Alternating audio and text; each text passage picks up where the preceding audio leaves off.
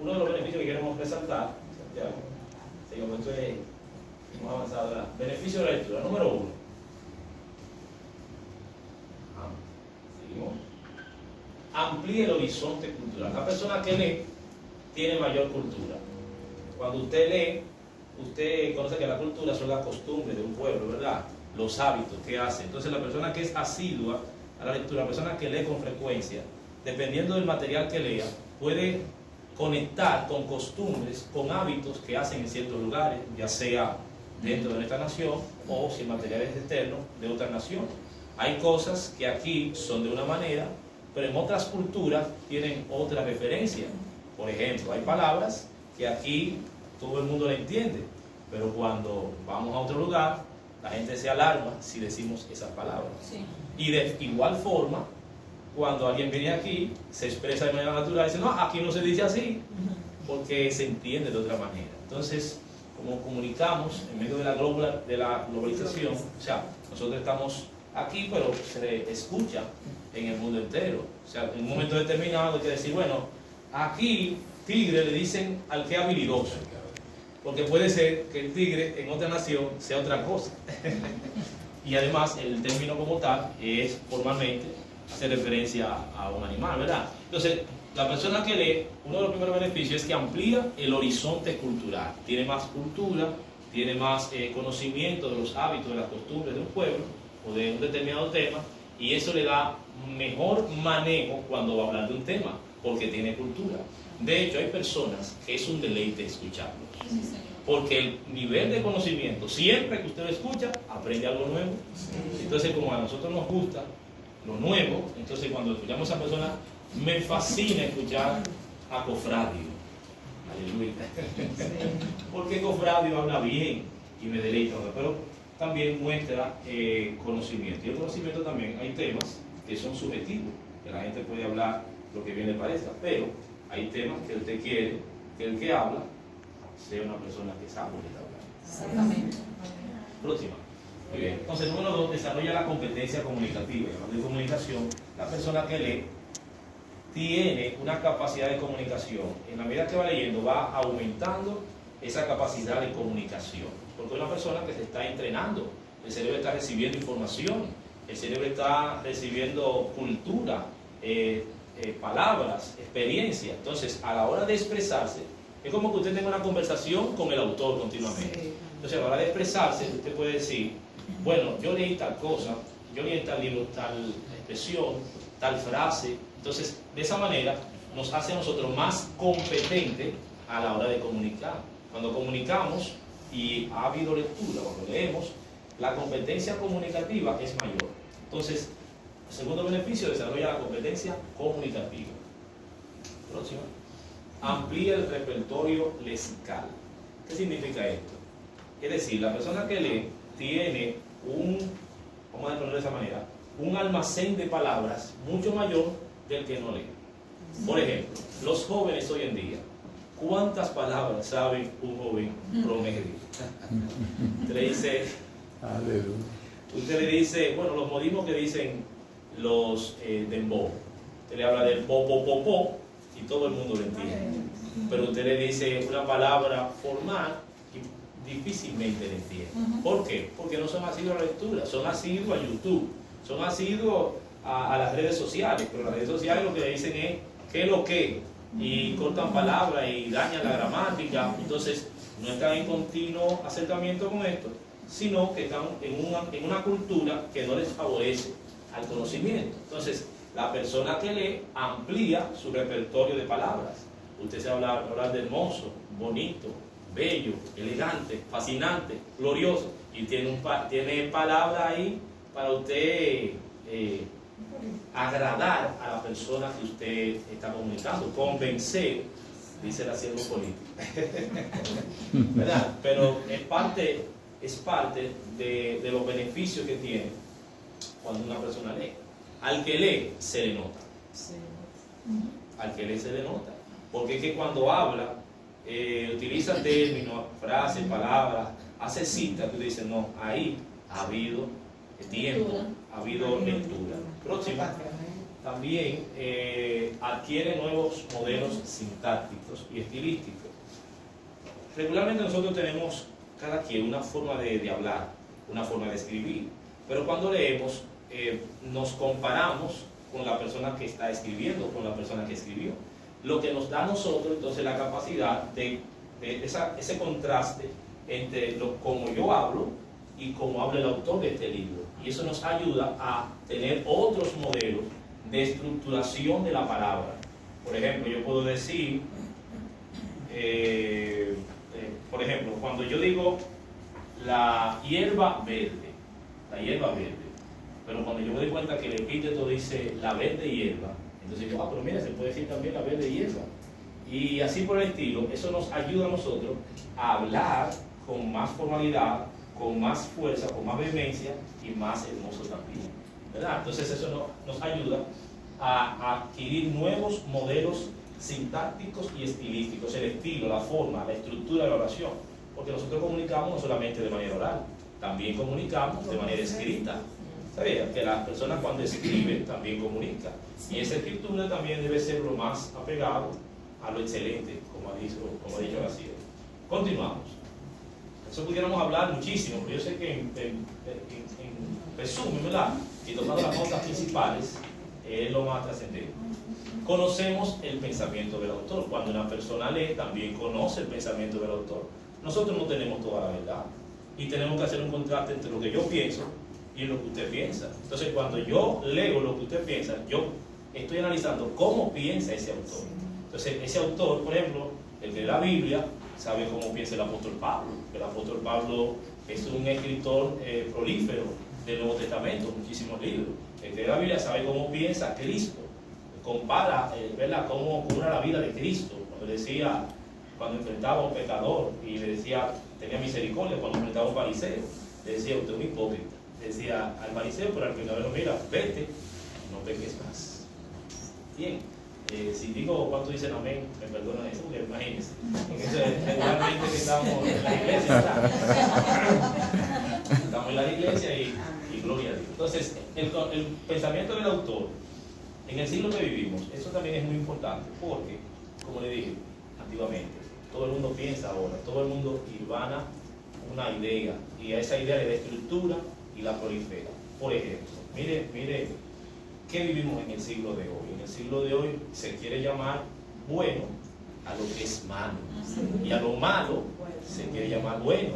Pero no solamente eso, se quiere vender lo malo de tal forma que yo tengo que aceptarlo, y nos están haciendo presión por los medios de comunicación, en los premios, en la ropa, en la música, por todos los medios. Nos están programando. Pero ese pensamiento, por ejemplo, de que ahora el varón no es varón y la hembra es hembra, ahora usted es lo que usted quiera. Usted es un perro, usted es un gato. Usted se ríe porque es algo ilógico. Eso no tiene argumento ni bíblico, ni científico, ni de ninguna forma. Pero míreme, eso tiene una fuerza extraordinaria. Extraordinaria, porque hay muchos millones detrás de eso. Usted dice que es cristiano y le ponen muchas trabas. Usted dice que haga cada quien lo que bien le parece y usted tiene muchos seguidores. Si no, pregunte a Batman. Señora, a mí me da dolor, escúcheme, me da dolor cómo la juventud se inclina a este tipo de modelos. La gente paga miles y miles de pesos, pero miles, hermano, para ver a un hombre desnudo diciendo y para proyectar antivalores. Lamentablemente, continuamos. Perfecciona la ortografía y la dicción. Cuando leemos, se perfecciona la ortografía, ¿verdad?, la escritura correcta, porque estoy expuesto al mensaje, a cómo debe ser el punto, la coma, dónde va el acento. Entonces se va perfeccionando la ortografía y también la dicción, o sea, la expresión. Yo puedo decir en un determinado momento publico y publicó, es la misma palabra, pero yo me doy cuenta que en un acento en una área, en otra área aparentemente no tiene acento, pero son palabras aparentemente similares, pero tienen significado diferente. Entonces, eso nos ayuda a perfeccionar la ortografía y la dicción. Qué hermoso es Yo soy amante de la ortografía, de la buena ortografía. Sí, señor. Yo me gusta que se escriba bien. Sí. Me gusta que se escriba bien. Parece que aquí hay unos cuantos que les gusta que se escriba bien. A mí me encanta. Aleluya. Amén. Porque sí, hay claridad. Realmente los medios de comunicación han hecho un poquito de mella, porque ahora usted no dice buenos días, sino que quieren acortarse las palabras, hacerlo rápido, ¿verdad?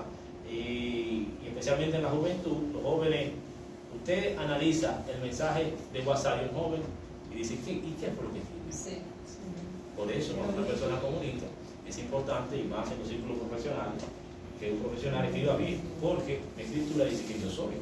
Entonces, si yo escribo mal, la gente, aunque no sea así, pues la gente va a decir, pero qué raro, ¿no? Entonces, la lectura perfecciona la ortografía y también la dicción. Continuamos. Y por último, ¿verdad? En cuanto a la lectura, en ese aspecto de los beneficios, es una excelente compañía.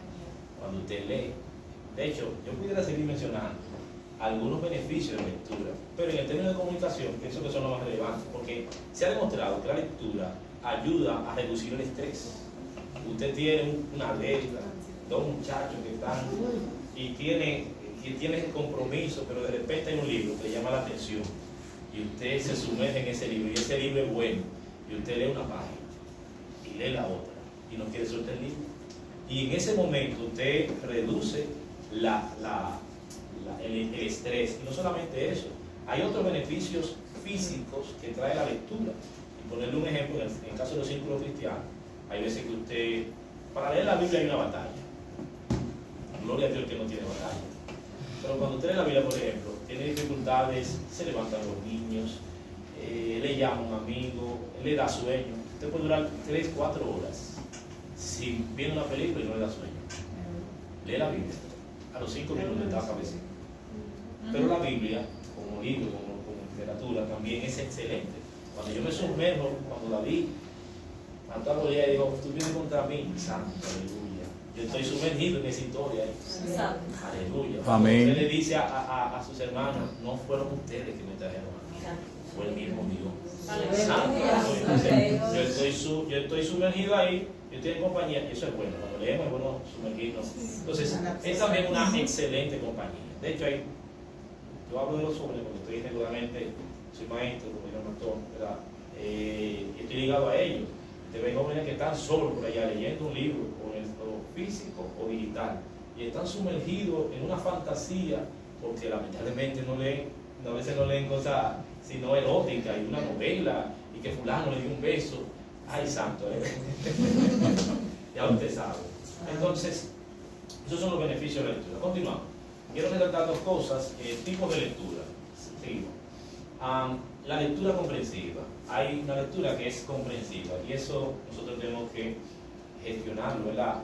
Fortalecerlo en nosotros, de que podamos leer entendiendo lo que leemos. Porque hay veces que no leemos, sino que pasamos los ojos por encima de las letras. Es como que usted tenga un vaso y lo voltee, en vez de boca arriba, boca abajo, y comienza a echarle agua. ¿Se va a llenar?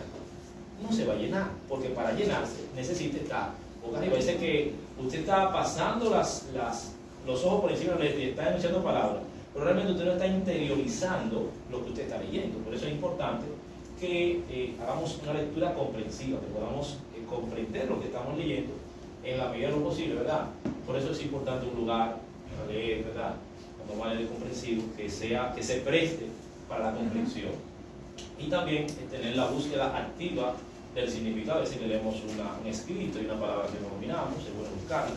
Y también una actitud de cuestionamiento. ¿Por qué el autor dijo eso? Aunque hay escritos o hay temas que no son de cuestionamiento, sino de recibir información. Usted va a leer, por ejemplo, un libro de medicina y ese libro usted no va a cuestionar que por qué hay que poner... No, eso es los especialistas están hablando. Pero ahí regularmente nosotros estamos ligados a la literatura bíblica, al mensaje bíblico, y es importante tener esa actitud, ¿verdad?, de cuestionamiento, esa palabra. La Biblia habla de que Dios es benigno. La Biblia habla de que enalbardó su asno. La Biblia tiene muchos términos que son términos extraordinarios, que la gente, los signos también de linaje, no sé si aquí están los signos de linaje, también tienen términos que uno dice, ¿y qué significa eso? Fírmese adelante, hueste tras fe, sin temor alguno que Jesús nos ve. al sagrado nombre de nuestro Adalí, tiende el enemigo y huye de la línea. ¿Y qué sé? Oiga, el pleno y lleno de pavor santo, y firme y adelante, muéstrate la fe. Entonces eso es una bendición. Continuamos. Entonces hay que comprender, ¿verdad? Interior, reflexión, es importante la reflexión. Pero también está, seguimos, la lectura expresiva. Hay momentos que nosotros leemos para nosotros, y para nosotros sumergirnos ahí. Santo. Mire, hay veces que usted comienza a leer un texto y usted dice, gloria a Dios santo, aleluya, y recibe la presencia del Señor. Y usted siente a Dios porque está sumergido. Entonces también hay veces que uno está leyendo para otro, en el sentido de que está expresando una idea. Y eso, la lectura expresiva, entonces, se necesita dominio del escenario. A veces está, si estamos perfilando a los doctores, por ejemplo, que a veces invitan a un conocido, a una persona de la vida pública conocido, y ese va a hablar y va a dirigir el evento, pero no solamente en la voz, sino también la expresión, el dominio del escenario, la serenidad en cuanto a que sabe lo que está diciendo, los ademanes, como está aquí esta joven está transmitiendo un mensaje. Amén. La empatía con el público, esta lectura expresiva. Hay personas que cuando están hablando, bueno, se lo voy a poner de esta manera, usted está viendo la televisión y el protagonista va cayendo de un edificio. Hay personas que paran la respiración. Y hasta que él no cae, no respira, porque están conectados allá. Los sentidos están ahí. Y a veces usted lo ve tan y se abajan. Y decía mi pastor en un testimonio que decía que una vez le dio una galleta a uno, porque estaba viendo la lucha. Y comenzó como en la y ya usted sabe. Pero es importante, ¿verdad? Lo que es para el comunicador, que también tenga esa empatía con el público, ese dominio, esa expresividad, le da esa capacidad de conectar, porque a veces no, es siempre importante conectar. Hay personas que están llenas de conocimiento y tienen una capacidad extraordinaria, un conocimiento extraordinario, pero no conectan con el público. Entonces hay personas que no tienen ese nivel de conocimiento, pero usted quiere escucharlo. Por una razón u otra, son jocosos, son alegres, usted se divierte, por una razón u otra, pero usted quiere escuchar. Continuamos. Recomendación personal en cuanto a la lectura debe ser selectiva y crítica. En el tiempo que vivimos también, yo le decía que todo el mundo escribe, todo el mundo habla, y a veces hay que ser selectivo, porque no todo el mundo argumenta, ¿verdad? Y el enfoque no es el más correcto. En el caso bíblico, por ejemplo, cuando tenemos una literatura bíblica, un libro relativo a teología, un libro relativo a un tema, es bueno siempre ser selectivo y a la vez crítico cuando leemos, no aceptar todo por imposición y ser propositivo. Yo quiero mejorar en la cocina. Yo busco un libro que me ayude a mejorar en la cocina. Yo quiero mejorar en el dominio de la ciencia. Bueno, busco un libro de ciencia. Yo quiero mejorar en la predicación. Busco un libro de predicación. Entonces, tener la intención. ¿Qué yo voy a hablar? Bueno, yo voy a hablar de economía. Hay un segmento que es de economía. Pues yo voy a leer a ver qué es el dinero, vamos a ver qué es el interés simple, qué es el interés compuesto, cómo se utilizan las tarjetas de crédito y así por el estilo, porque mientras más informado está, mucho mejor. Aleluya. Bien, entonces el uso del diccionario, que es también muy importante cuando estamos leyendo, continuamos. Cuando estamos leyendo, ¿verdad? El diccionario nos ayuda a tres cosas principalmente: conocer el significado de la palabra. Una palabra, la leí, no la entendí, la subrayo, la busco. Porque hay veces que una palabra no me deja entender el texto, la oración.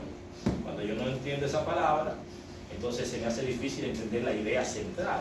Hay cosas que uno la asume por el contexto, pero mientras más directo, ¿verdad? Mientras más uno conoce, es mucho más comprensible a la hora de expresar la idea que uno tiene. También nos ayuda a identificar la escritura correcta de los términos, porque hay palabras que tienen una C, otros usan una S. Hay palabras que utilizan una letra, otros utilizan otra.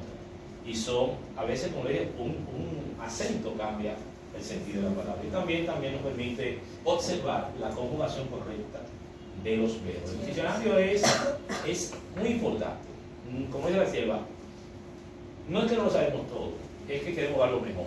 Yo estoy leyendo y no sé cómo escribir tal palabra, benignidad. ¿Cómo se escribe benignidad? pero déjame yo buscar el diccionario. Benignidad se escribe, ya yo sé cómo se escribe ya. Entonces yo puedo fortalecer ese conocimiento en la medida que voy al diccionario, busco esa definición, porque hay palabras que son homófonas, polisémicas, hay un mundo, la expresión, el lenguaje es un mundo. Entonces el diccionario nos ayuda a comprender y a ser comprendidos, porque también nos ayuda a comunicar de manera más excelente. Entonces, dicho esto, vamos a los signos de puntuación. Los signos de puntuación son un tema que regularmente de una manera directa o indirecta nosotros manejamos, porque estamos continuamente leyendo por una u otra razón, pero también son muy importantes. Los signos de puntuación es como el que maneja. El que maneja tiene señales de tránsito. Cuando está rojo, ¿qué está diciendo? No avance, que decía ahí. Cuando está verde, ¿qué le está diciendo? Continúe. Cuando está en amarillo, mira, va a haber un cambio. Cuidado. Exactamente. Entonces, ahí te va a hacer en la escuela, aparece una señal que aparece un niño. ¿Qué le está diciendo? Reduce la velocidad. Aparece una señal que dice, hay un puente, entonces hay un desvío. La señal de tránsito nos indica, por aquí queda Santiago, por aquí queda, entonces ya usted tiene la noción de lo que va a hacer en función de las señales. Por eso las señales de tránsito son muy importantes. Entonces los signos de puntuación también son como señales en la lectura que nos indican cuándo nosotros tenemos que parar, cuándo tenemos que seguir, cuándo tenemos que decir una pregunta, cuándo tenemos que expresar un sentimiento, un deseo, cuando una aspiración, y así sucesivamente. Vamos a ver entonces, continuamos lo que hemos empezado a divulgar, ¿verdad? Aquí dice lo que hemos dicho, tenemos signos especialmente ortográficos, y desde los signos ortográficos puede continuar. Los signos ortográficos se emplean en la escritura junto con las letras y números. Son necesarios para escribir correctamente las palabras y frases, y están regulados por las reglas de ortografía. Continuamos. Se dividen en signos de puntuación y signos auxiliares. Continuamos. Es decir, entonces, aquí tenemos los signos de puntuación del español. Sirve para indicar la entonación, las pausas del habla y para distribuir las partes de las frases del texto. Entonces aquí tenemos el punto, la coma, vamos a ver, aquí. Exacto, este es poderoso. El punto, el señor punto que va a estar conocido, la coma, el punto y coma, los dos puntos, los puntos suspensivos, los signos de interrogación, exclamación, el paréntesis, el corchete, la raya y las comillas. Esos son los signos largos que hemos utilizado del español. Y cada uno tiene una razón de ser. El punto, por ejemplo, te indica el punto, una pausa. Hay un punto, hay una pausa. Si yo estoy leyendo, tengo que parar. Si yo sigo, hay problema, hay un accidente. Si yo sigo, ¿verdad?, manejando, cuando me dicen pare, entonces el semáforo está en rojo, me fui, entonces hay un accidente. De hecho, nuestro país ocupa, creo que el primer lugar del mundo en accidentes de tránsito. O sea que es algo extraordinario, la gente no obedece a la señal. Entonces aquí en la lectura tenemos que obedecer a la señal. El punto indica una pausa. Y también se puede dividir en tres. Hay un punto y seguido. Sí, depende del lugar. Hay un punto y aparte. Y hay un punto y final. Bien, punto y seguido, yo me paro y después sigo. El punto y aparte separa el párrafo y el punto y final ya terminamos la lectura. Entonces ahí hay una pausa. La coma también indica una pausa, pero una pausa menor a la del punto.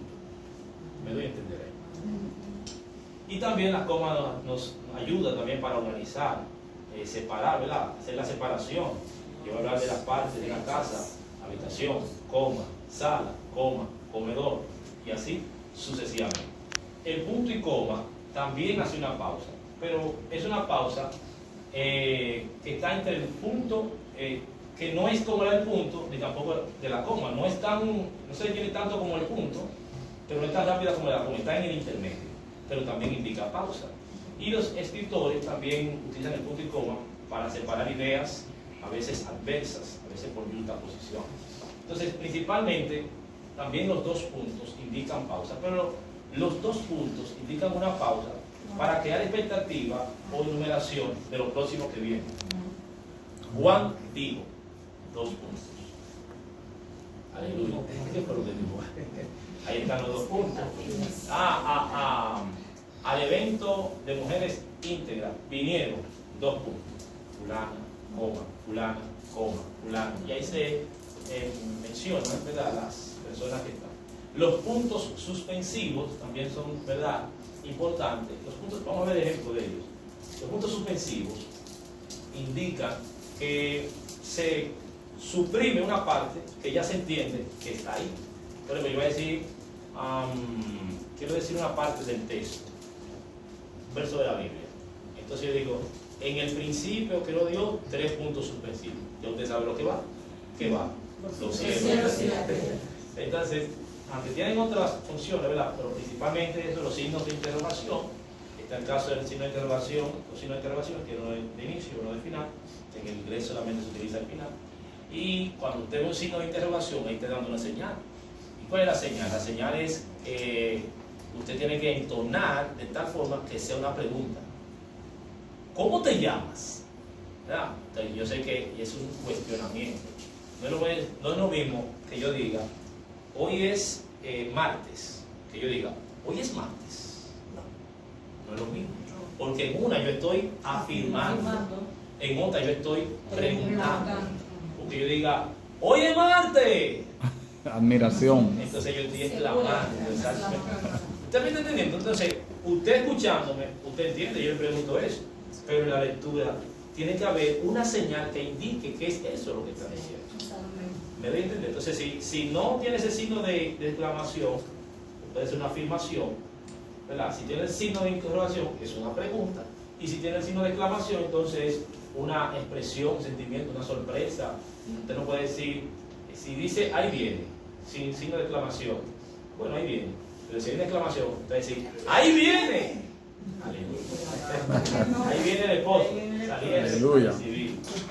Entonces también tenemos los paréntesis, ¿verdad?, los corchetes y las rayas, que son signos que se utilizan regularmente para información complementaria. Usted quiere decir algo en el texto, pero dentro de ese texto quiere explicar algo, entonces entre paréntesis, tal cosa. Mira, el vestido, entre paréntesis, rojo, que me puse ayer, entonces usted esclareció que el vestido que usted se puso ayer, ¿qué era?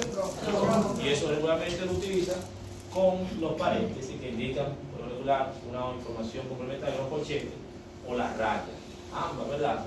Lo que pasa es que en un texto, si ya usted ha usado, por ejemplo, el punto, la coma, el punto y coma, igualmente los demás. Si ya usted ha usado mucho el punto, dependiendo del estilo de cómo usted escriba o cómo hable, usted utiliza otro signo, utiliza la coma. Pero si ya usted usa mucho el punto y la coma, entonces ahora voy a usar el punto y coma. ¿Me doy a entender? Bien, entonces están las comillas cuando se quiere resaltar alguna frase, ¿verdad?, algún escrito entre comillas. Que no es lo mismo cuando la gente le dice a usted, Moisés come poco, entre comillas. Aleluya. Entonces, continuamos. Seguimos. Ayudan a resolver ambigüedades, señala la intención, sigue. Lo que le decía aquí, ¿verdad? Ya está bien. Ya está bien. Ya está bien. O sea, ya está bien. Una afirmación. Ya está bien. Pregunta. Ya está bien.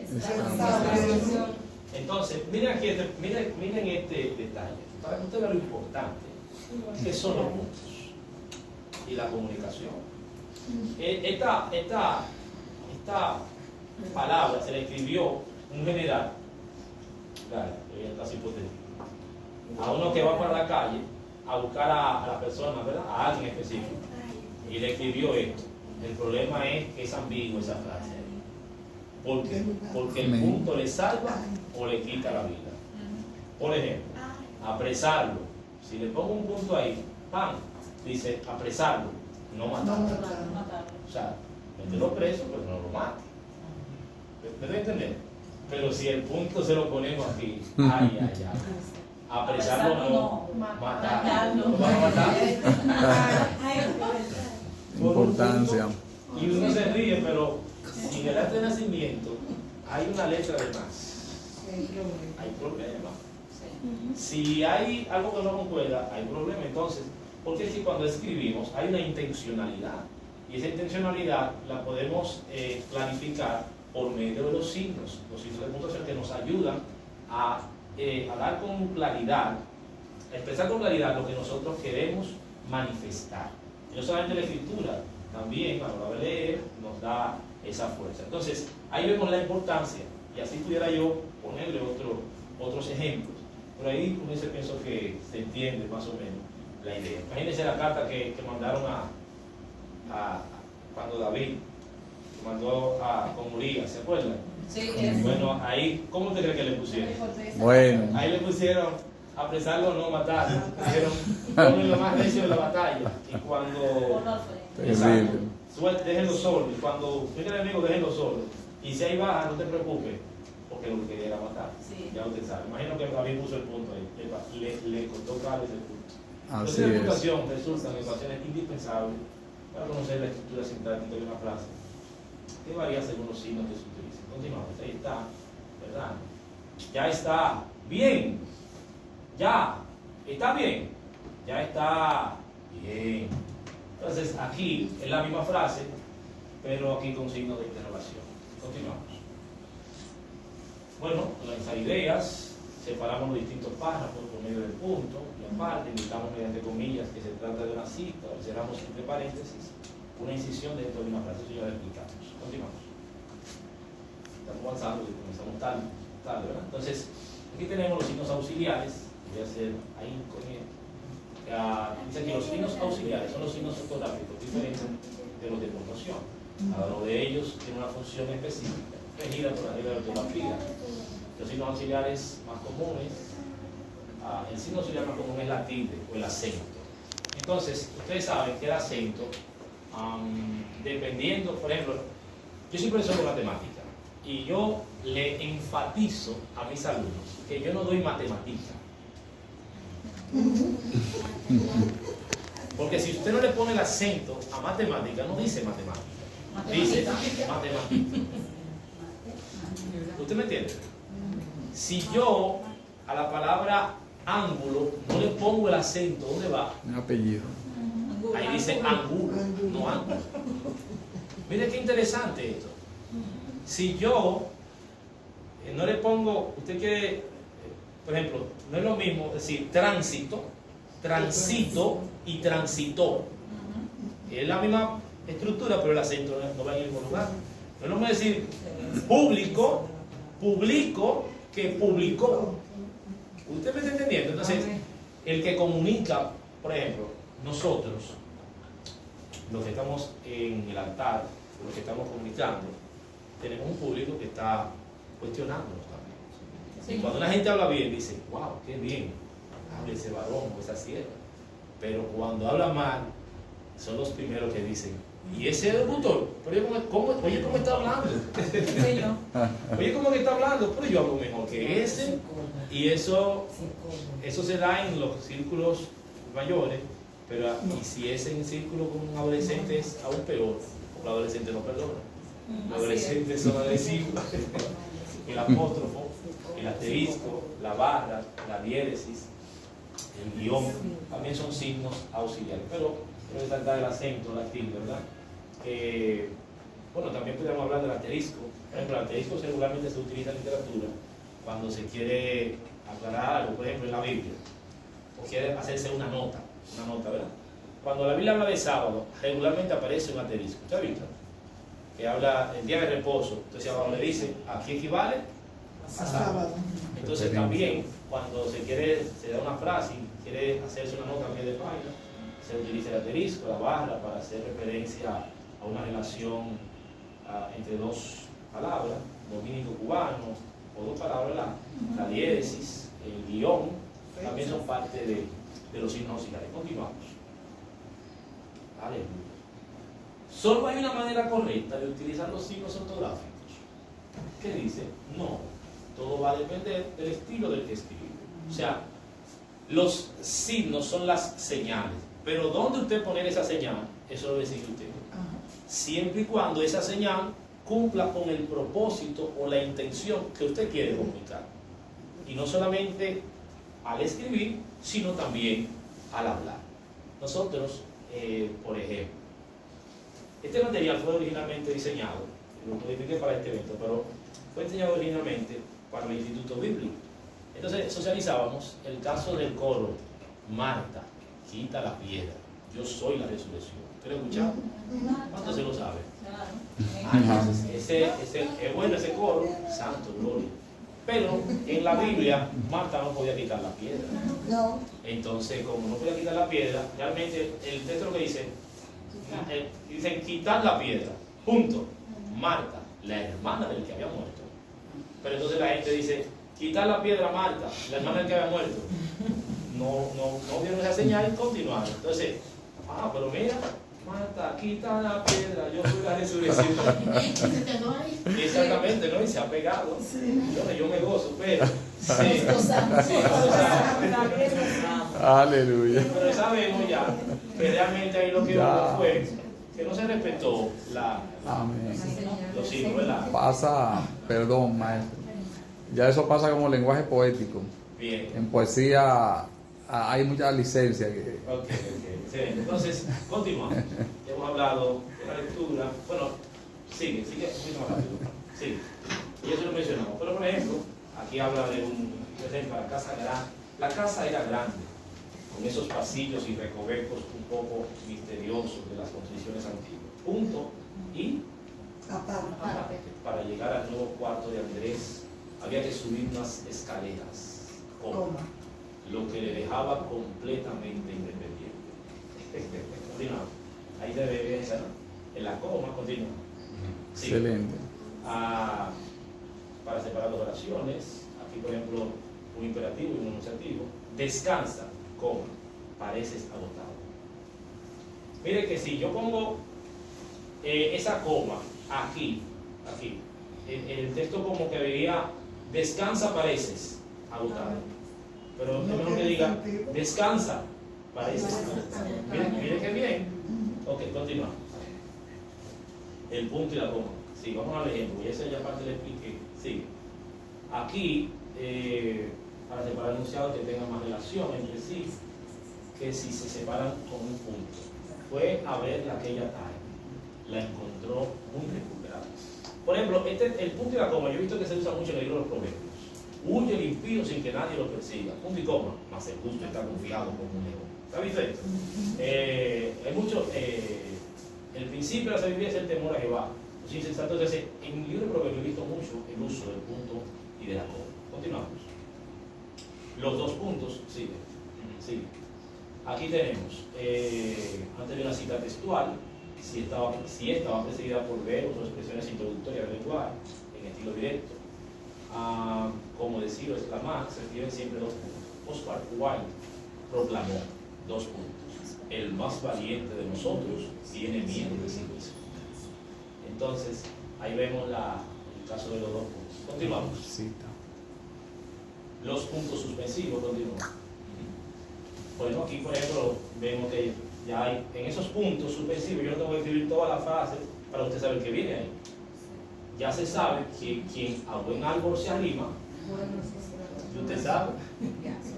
Ahí no dice que buena sombra le corrija, no, pero usted sabe. Por los tres puntos suspensivos, eso en boca cerrada tenemos puntos suspensivos. Ya, entonces, como dice el refrán, más vale pájaro en mano que mil puntos suspensivos. ¿Usted me está entendiendo? Aleluya. Ya, si no vamos a continuar. Sigue.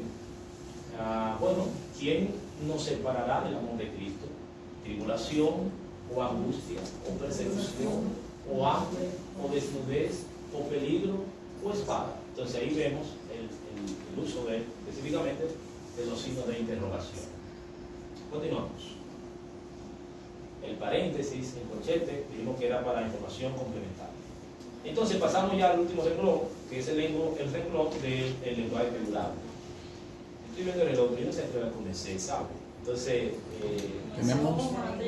Ok, entonces estamos terminando. En 10 minutos más o menos yo termino.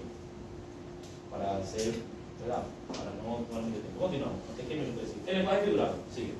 Nosotros usamos dos tipos de lenguaje. Uno que es directo o natural y otro indirecto, denominado figurado. Hay cosas que se dicen de manera directa, llana, pero hay otras que se dicen en sentido figurado. Cuando usted le dicen, cuando una esposa le dice a un esposo, tú eres una roca, tú eres duro, le está diciendo, pero él literalmente no es una roca, pero es aquel que emplea recursos y adornos de expresión que, apartándose del modo sencillo y directo de hablar, manifiesta más hermosamente el pensamiento. Ok, en el caso cristiano, cuando una gente le dice que es el apóstol Pablo, le están diciendo algo bueno. Le están diciendo que un predicador le dicen, tú eres un apóstol Pablo. Claro que él ni es apóstol, ni se llama Pablo, pero un apóstol Pablo. El que está diciendo esto está diciendo que es una persona que en vehemencia, con conocimiento, usada por Dios. Le dicen que Pablo tiene que dar gloria a Dios. Bueno, después de la conversión, porque si es antes de... hay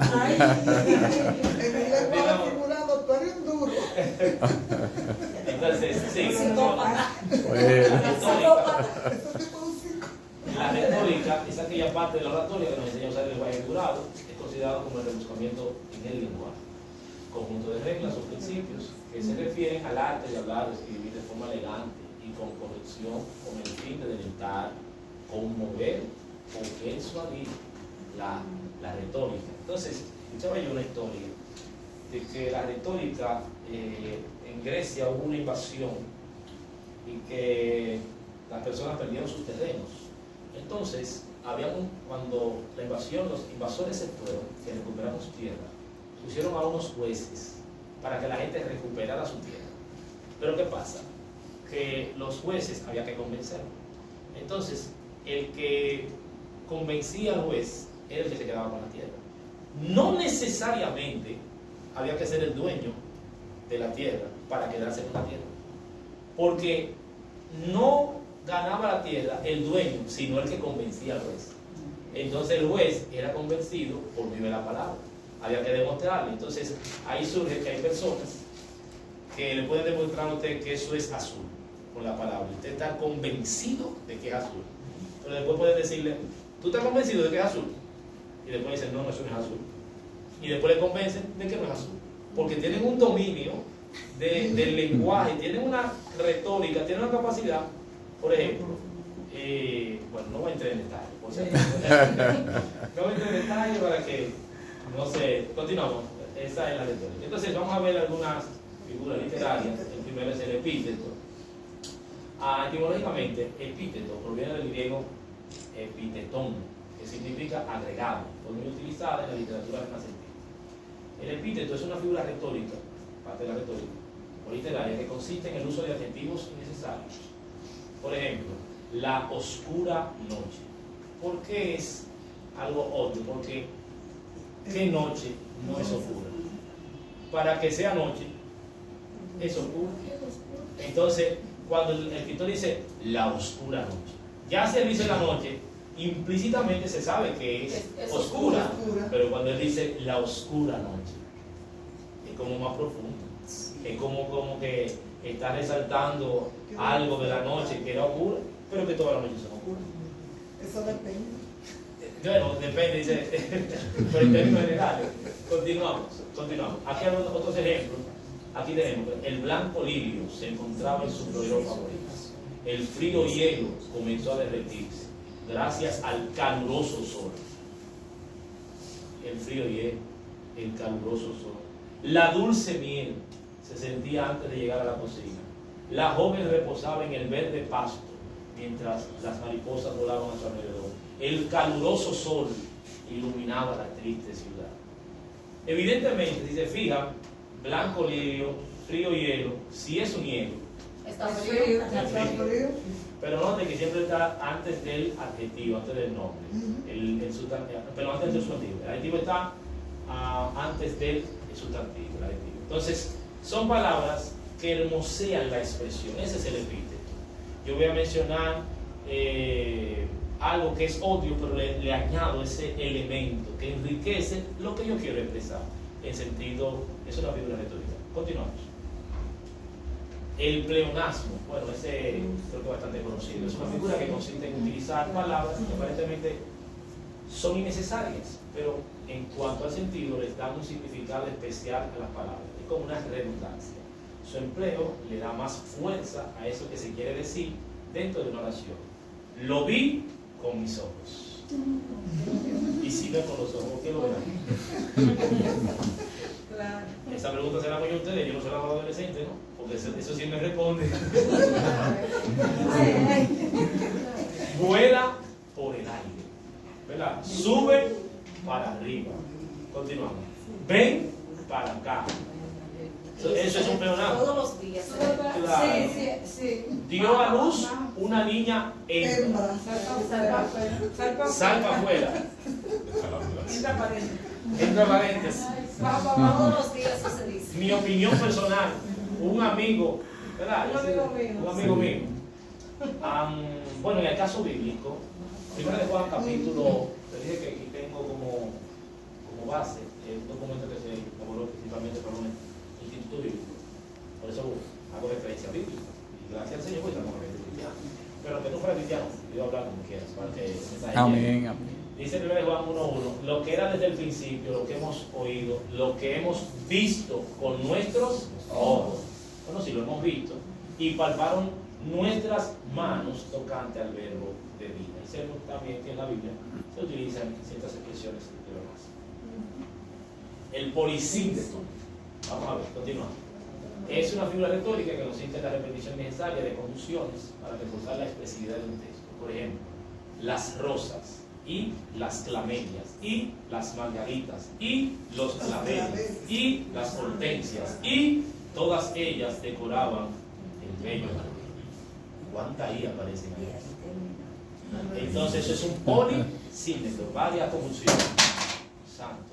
Continuamos, vamos a ver otro ejemplo, porque está aquí. Romano dice, por lo cual estoy seguro de que ni la muerte, ni la vida, ni ángeles, ni principados, ni potestades, ni lo presente, ni... Ya usted sabe. Aleluya. Es el polisínteto. Entonces, cuando usted está comunicando, usted dice, por ejemplo, él entró y miró al altar y se acercó y se sentó y alabó al Señor.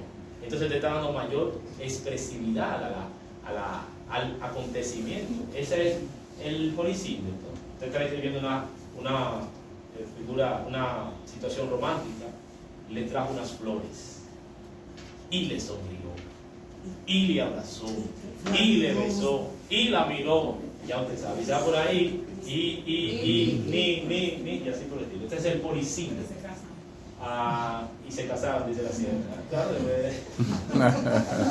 bueno, continuamos. El asínteto, entonces lo contrario, la supresión, es una figura retórica que consiste en hacer la supresión de conjunciones entre dos o más términos o frases para lograr un ritmo más rápido. Los niños lloran, ríen, duermen, sueñan. Aquí no aparece el aire, aquí se suprime el aire. El otro era polisínteto, entonces este es el asínteto. Vamos a ver si hay otro ejemplo aquí. Pasó, pasé. Miró, miré. Vio, vi la vi, ¿verdad? Dio muestras de querer, hice otro tanto. Guiñó, guiñé. Tosió, tosí. Si se fijan, no aparece la I por ninguna parte. Ahí está, esa es una frase de Francisco Quevedo. Hay 3 puntos suspensivos diciendo que sigue el texto, pero no lo consideré prudente lo que sigue de Continuamos, la anáfora, dice, es una figura retórica que consiste en la repetición de una o más palabras al principio de un verso o un enunciado con fines expresivos o estéticos. Recuerden que lo que estamos diciendo es que se está dando belleza a la palabra. Que uno hable con ese, caían en las lomas, caían en los llanos, caían en la tierra, caían disparando. Ahí vemos una anáfora que si se fijan, el término caía se está repitiendo en cada línea, ¿verdad? Podrá nublarse el sol eternamente, podrá secarse en un instante el mar, podrá romperse el eje de la tierra con un débil cristal. Eso, si se fija, el término podrá, él comienza con esa expresión. Bien, Continuamos, vamos a acelerar el paso. Vamos a acelerar. Dice, aquí vemos alabad a Jehová porque Él es bueno, porque para siempre es. Pero alabad al Dios de los dioses, porque para siempre es. Alabad al Señor de los señores, porque para siempre es su misericordia. Y también vemos la anáfora. Siempre comienza con la palabra alabad. Continuamos. La reduplicación es algo tanto similar. Aquí es una figura retórica que consiste. Dale a la imagen. Vamos siempre a avanzar para el operador. Es una figura retórica que consiste en repetir una misma palabra dentro de un párrafo de texto. Nunca dejes de soñar. Unidos no podremos ser vencidos. El viento soplaba suavemente. Y dice la Biblia, Dios mío eres tú. De madrugada te buscaré. Y dice la Biblia, desierto os digo. Entonces ahí vemos también es la reduplicación. Aleluya. El símil o comparación, si pongo las dos imágenes para avanzar. Aquí tenemos que consiste en comparar una cosa con otra, porque existe cierta relación semejante. El símil, a diferencia de otras comparaciones, tiene esta partícula que dice como. Cuando se utiliza el símil, se utiliza ese término, como. Por ejemplo, el proverbio dice, huye el impío sin que nadie lo persiga, mas el justo está confiado como un león. El león no huye, el león es el león. ¿Te has visto el león? Bueno, yo en la selva lo he visto aquí, en el zoológico, ¿verdad? En el zoológico y por televisión. Pero el león, usted ve un león, te dice, santo, aleluya, cuánta fuerza, cuánta vehemencia, y todo el mundo le teme. Dice aquí, sed pues vosotros perfectos, como vuestro Padre que está en los cielos es perfecto. Entonces en la Biblia aparece esa figura retórica, la comparación. Entonces, tú eres como tal cosa, entonces ahí entra el sí. Es una comparación, pero una comparación que utiliza ese término, ese conector, como. ¿Me voy a entender? Sí. Estamos terminando ya, no se preocupe. Hemos hablado bastante, pero eso ya la paradoja, consiste en una aparente contradicción entre dos ideas con el fin de darle mayor realce a un pensamiento. Una paradoja, como su nombre indica, es una aparente contradicción. Por ejemplo, menos es más. A veces, hablando menos, hablamos más. Eso es algo paradójico. Porque ¿cómo es que yo, hablando menos, voy a hablar más? Eso es como que es una contraposición. Para estar de pie en el camino del Señor, hay que caminar de rodillas. Eso es algo paradójico. Porque entonces yo quiero estar de pie y tengo que estar de rodillas. ¿Cómo es que tengo que estar? Vísteme despacio, que tengo prisa. Bueno, si tengo prisa, debería vestirme rápido también, pero hay una aparente contradicción. Dice, si quieres paz, prepárate para la guerra. Dice también otra expresión, el hombre occidental pierde la salud para ganar dinero. Y luego pierde el dinero para recuperar la salud. Qué contradicción esta, pero es una realidad. En el caso bíblico, ¿verdad? De Mateo 16, así los primeros serán postreros, y los postreros primeros, porque muchos son los llamados, mas pocos escogidos. ¿Usted ve? Hay una aparente contradicción, porque ¿cómo es que si yo llego primero, me ponen de último? Si llego de último, seré primero. Continuamos. Esa es la paradoja. La hipérbole. Aquí quiero detener porque la hipérbole es una figura retórica de pensamiento que consiste en exagerar, ya sea aumentar o disminuir, de aquello que hablaba, pero dando de gracia y energía. Entonces hay personas que se caracterizan por eso. ¿Cómo explicarlo? Hay personas que dicen, casi me muero del susto. Es una exageración. Tengo tanta hambre que me comería una vaca entera. ¿Cómo cuánta libra tiene una vaca? Ay. No hay forma de comerse una vaca entera, pero el hambre, lo que está describiendo ahí, que tiene un hambre, que es mucha hambre que tiene, pero una vaca entera no le cabe. Mire, aunque tenga la vida entera sin comer. Entonces, una sonrisa de oreja a oreja. A esa actividad, dice la gente, ahí fue todo el mundo. Eso no es exageración, porque el mundo entero no cabe ahí. El mundo entero no cabe en un solo punto. En el caso bíblico. Entonces hay personas que se caracterizan por hablar de manera exagerada. Quizá usted conozca a alguien que todo lo exagera. Le voy a poner un ejemplo. No sería. Pero mire, hay personas que tienen un pequeño nacido, por ejemplo, y alguien lo dice, wow, pero qué grande está ese nacido. Pero eso parece un hoyo, pero es algo pequeño. Pero muchacho, es más, esa mano se te va a ir por ahí. Es más, mira, yo conozco a uno que tenía un nacido como ese. Ay, le bocharon la mano. Terrible. Una gente preocupada. Mire, que le digan eso. Me contaba un compañero, un amigo de la iglesia ayer, que en su adolescencia él estaba con un compañero y en el sector había muerto una persona y tenía viruela. Y él le dijo a un amigo, mi amigo, que también le dio viruela: ay, muchacho, fulana se murió de eso. Tú tienes que echarte pipí, oye, y tienes que ser el trajito. ¿Y sabe qué hizo él? Todo eso él lo hizo, me dijo él. Todo eso es para que el muchacho tenga miedo y entonces él darle los pipí de él para que se lo tire. Wow. Ay, Oiga, es que eso lo sé. Lo que yo quiero que usted entienda, la idea es que él exageró. Le dijo: no, tú te vas a morir. Fulana se murió. Si tú no te echas el pipí, ¿sabes qué hizo él? Le dieron pipí y se echó su pipí. ¿Por qué? Porque exageró. Entonces en la Biblia aquí habla también, en número 13, el caso de los 2 espías. Vimos allí gigantes, hijos de Aná, El mensaje de domingo. y éramos nosotras, a nuestro parecer, como langostas. Así les parecíamos a ellos. Yo era tan gigante que yo era algo pequeñito. Entonces, ¿sabe que el enemigo, aquí me detengo, el enemigo, por más cosas que uno haga, muchas veces maquina nuestra mente? Y usted está haciéndolo bien, y la cosa está fluyendo bien, pero el enemigo dice: eso es lo que tú estás haciendo, eso no funciona. Y usted está teniendo un esfuerzo, pero eso no funciona. Y tiene que librar esa batalla en la mente.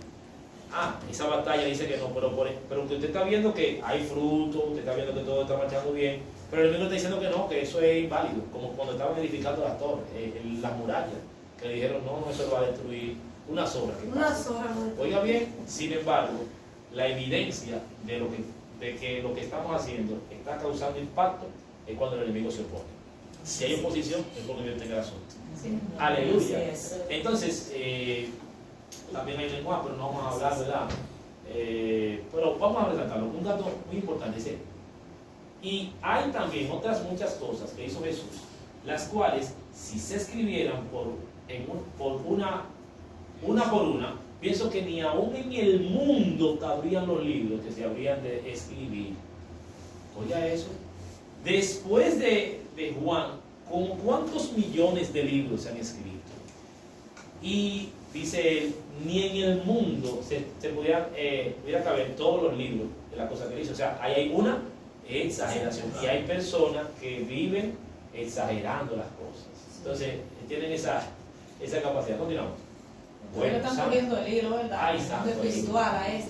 Prosopopeya o personificación es una figura que consiste en atribuirles cualidades y características de seres animados, objetos inanimados o sin vida. El viento susurraba sin descanso.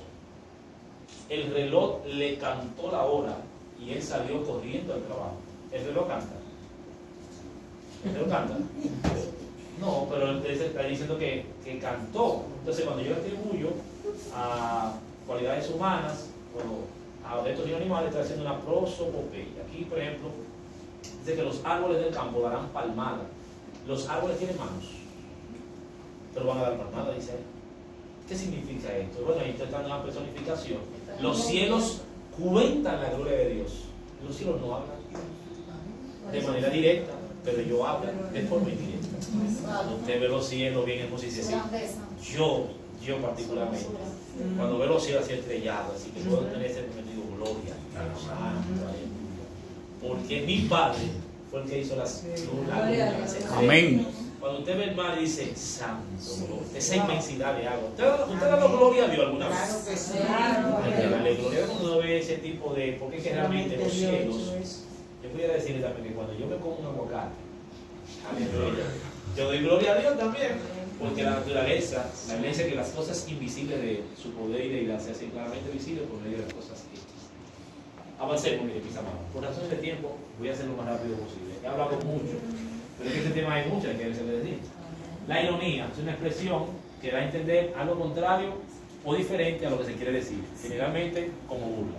Cuando una persona llega tarde, tú siempre tan puntual. Wow, qué puntual tú eres. Pero porque llegó tarde, le está diciendo en tono de burla, ¿verdad? Que no llegó temprano. Cuando alguien no está colaborando en nada, dice: siéntate, no te vayas a cansar de tanto ayudar. Tú ayudas tanto que siéntate para que no te canses. Pero él está diciendo todo lo contrario.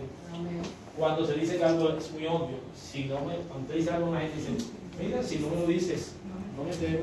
Está diciendo, ¿qué está diciendo? Pues eso lo sabía yo.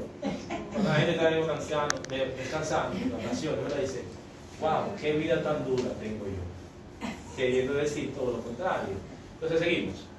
Cuando Elías se burlaba, ¿verdad? Dice, no, hable más alto, que está durmiendo.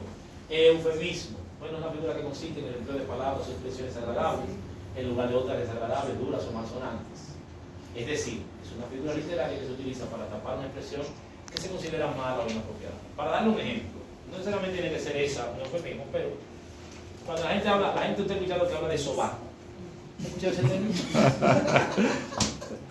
Dominicanismo. Es un término que usted no lo ha escuchado. Claro. Eso refiriéndose a qué? Al asa. Sí. Entonces el término que debería ser, si esté comunicando, lo ideal es que usted no diga sobaco, a menos que usted quiera llamar la atención del público, antes de reír, pero es que usted diga las axilas, un eufemismo, ¿no? Una palabra un poquito más bonita. La gente habla de cocote. De hecho, en los barrios hay gente que se llama cocote. Ah, refiriéndose al cuello. La gente habla de petaca. ¿Refiriéndose a qué? ¿Qué petaca tiene ese balón? Ah, y cuando la gente de verdad van a despedir, ya las empresas no hablan de despido, ahora hablan de reducción de personal. Y desvincular. Sí, de vincular. De hecho, hoy en día a las profesiones se le han puesto nombre bonito. Una persona que está encargada de la limpieza, administrador general de las Mantenimiento. del mantenimiento. Pero usted escucha una terminología y usted dice, pero Dios mío, De seguridad, oficial de seguridad. oficial de seguridad, siempre este. Hace que En el caso bíblico, Génesis 15:15 dice, tú vendrás a tus padres, en lugar de decirle morirás. Haré descender mis canas con dolor al Seón. Esto es, ustedes van a matar, ustedes van a hacer que mis canas desciendan con dolor al Seón. En otras palabras, está diciendo, ustedes me van a matar, mis hijos. Aleluya, pero está diciendo de una manera más hermosa. Continuamos. Ay, viva la fe, la esperanza y el amor. Ya esta es la última parte, los tropos. Sigue. Los tropos son, dice aquí, son términos que derivan del término trepos, que significan giros o traslados. Son ciertos hilos que damos en las leyes, en el lenguaje y en el estilo. Entre los tropos más utilizados veremos lo siguiente: la metáfora, sinécdoque, parábola y alegoría. Solamente mencionando. Vamos a avanzar. Bueno, la metáfora consiste en llamar una cosa con el nombre de otra porque existe cierta relación o semejanza. Ejemplo, el tiempo es oro. El tiempo es oro. El tiempo literalmente no es oro, pero el tiempo es oro. Sí, de forma figurativa. De hecho, ¿qué es lo que la gente no tiene hoy? Tiempo.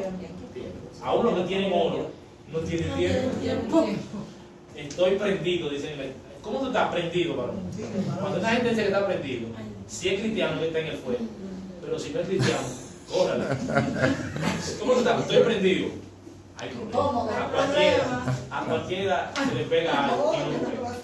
El sueño eterno, refiriéndose a la muerte, la flor de la vida, refiriéndose a la juventud. Cristo dijo, yo soy el pan de vida, yo soy la vid verdadera. Continuamos, aleluya. Esto es, la alegoría es un conjunto de metáforas.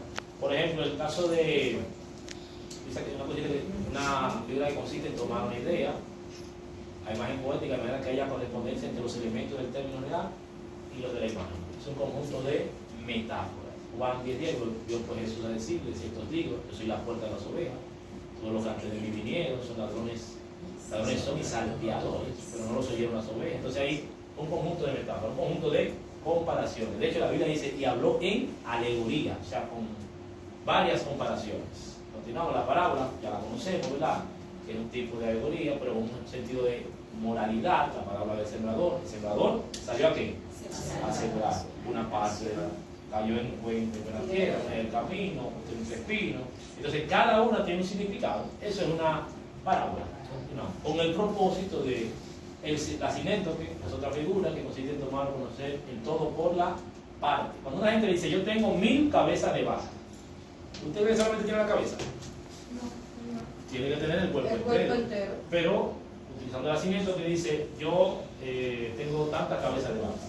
Entonces, en el periódico, cuando uno lee el periódico, yo creo que haya uno que haya leído siempre el periódico completo. Usted lee el título, y si el título le llama la atención, usted lo lee, pero va leyendo el título, y al final usted leyó el periódico, pero fue la parte que le interesó. Usted utilizó la sinécdoque. Entonces, Cristo dijo, el pan nuestro de cada día, dánoslo hoy. El pan es refiriéndose a qué? A todo el alimento. Porque si ustedes dan pan todos los días, usted se va a cansar solamente del pan. Continuamos. Existen otras muchas figuras, ¿verdad? Están la apóstrofe, la fábula, el enigma y otras muchas, ¿verdad? Que son interesantes, a las cuales yo les motivo a que investiguen, porque yo pienso que hemos terminado. ¿Sí? Así que, mis amadas, en este arte, de la comunicación, mientras más nos preparamos y más dominamos el tema, eso nos ayuda. Porque yo sé que se puede decir de varias formas lo mismo. Usted ha visto personas, con esto concluyo, que cuando usted lo escucha, le dicen lo mismo que le dijo otra persona, pero se lo dice tan bonito. Que usted dice, no, pero es exactamente lo mismo, pero con una palabra diferente. Así que Dios le bendiga. Dios le bendiga. Amén. Exacto. Ya, a mí me dicen que yo hablo mucho, pero imagínense. Aleluya. Ok. Decimos, bueno, gracias por haberme preguntado.